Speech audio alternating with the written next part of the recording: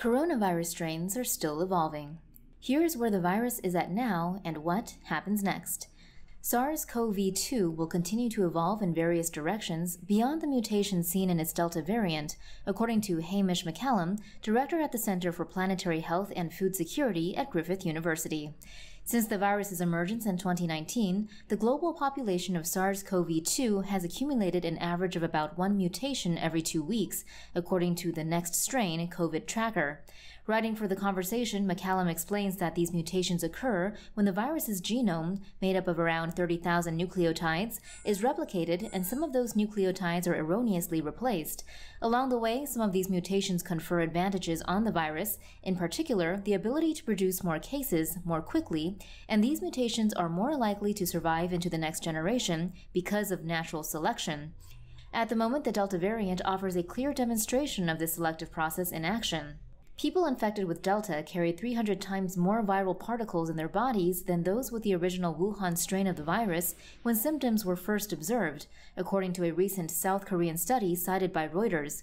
On top of that, a smaller Chinese study, released as a preprint on July 23rd, found that while the original Wuhan strain was detectable in people's bodies 6 days after exposure, Delta was detectable after just 4, which means it is replicating faster. In combination, this ability to replicate faster and replicate more often means Delta has evolved to be 2 to 3 times more transmissible than the original Wuhan strain, according to one evolutionary biologist cited by NPR. In practice, that's likely to be happening because the increase in viral particles inside the body has been linked to both an increase in the virus's ability to transmit in the open air and in its ability to transmit through fleeting contact, according to McCallum. While faster replication times can make contact tracing efforts more difficult, according to an article in the journal Nature. However, the evolutionary principles behind Delta's evolution so far are consistent with evolutionary theory, according to McCallum, and those same principles can tell us about the directions in which useful mutations might take the virus next. For instance, a number of recent studies, including one by the researchers at the University of Oxford and the UK Office for National Statistics, have found that vaccines are already less effective at preventing Delta infections, and that where infections do occur, the high viral loads found were similar to those in unvaccinated people.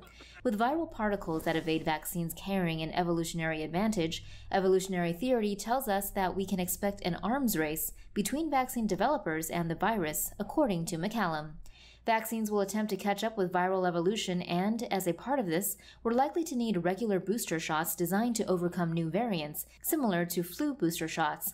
Alongside this, because the virus's increased ability to transmit relies partly on its ability to reproduce in large numbers inside a person, and that increase takes up more of a person's resources, it is also likely that anyone not vaccinated will be facing a virus that is more harmful to them because they will be facing viral loads much higher than they previously would have done. From there, propelled by the broad principles of evolutionary theory and acting through random mutation, the virus's ability to transmit will continue to increase, people will continue to become infectious sooner, and variants will continue to make vaccines less effective, at least until the virus reaches the point of peak fitness, where it runs out of advantageous mutations to develop. The virus cannot evolve indefinitely, according to an article published in the journal Nature Medicine, and eventually a virus will reach its form of maximum transmission, after which new variants will provide no further advantage in infectivity. However, this may not preclude more dramatic shifts in the virus over the longer term.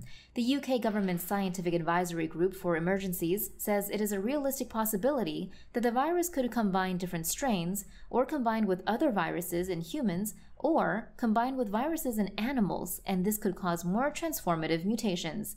Depending on the type of virus it combined with, this kind of mutation would cause increases in mortality rates and necessitate more substantial changes to vaccines. The only more optimistic note in that report from the UK government's Scientific Advisory Group for Emergencies is that it is a realistic possibility in the even longer term that the virus could become less virulent, like the common cold. In The Conversation, McCallum explains that this makes sense in evolutionary terms because versions of the virus that make their host very sick are generally selected against. People who get very sick are more likely to die or be isolated, he says, which lowers the chance of the virus transmitting to others. All of these theories about where COVID-19's direction of travel remain relatively broad because there is a huge number of combinations of mutations that are possible, according to Stephen Goldstein, a virologist who studies the evolution of coronaviruses at the University of Utah, cited by Vox. There's so much complexity that is beyond our capacity to understand, he explains. However, two further predictions appear widely agreed upon. First, Kari Debink, a virologist who studies viral evolution at Bowie State University, explained to Fox that the virus isn't likely to drastically change how it transmits.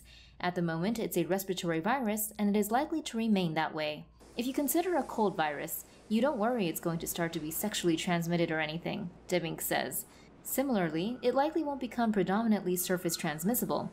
Finally, it is certain that humans cannot catch up with the virus by evolving ourselves, according to McCallum in the conversation, because we do not evolve quickly enough. SARS-CoV-2 has experienced roughly the same amount of mutational evolutionary change during the pandemic proportional to its genome size as humans have since the Homo habilis first walked the Earth about 2.5 million years ago, according to Ed Feal, professor of microbial evolution at the Milner Center for Evolution, also writing for The Conversation.